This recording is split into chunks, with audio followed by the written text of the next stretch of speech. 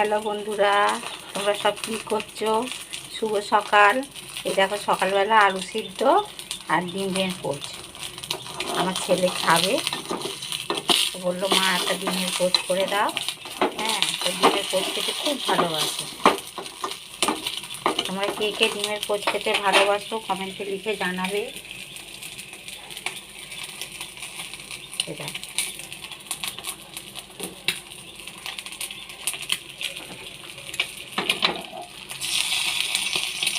ভাঙাচোরা বাটিটাই করছি বলে কিছু মনে করো না। এটাতে করলে আমার খুব সুবিধে হয়, আর এটাতে করলে ভালো হয়।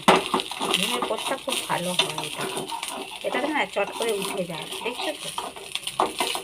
এই কড়াতে করলে ডিমের আমাদের কড়ার একটা বাটিও আছে, কিন্তু ওটাতে ভালো হয় না। এটাতে করলে খুব ভালো হয়, ওই জন্য আমি এটাতে করেই করি।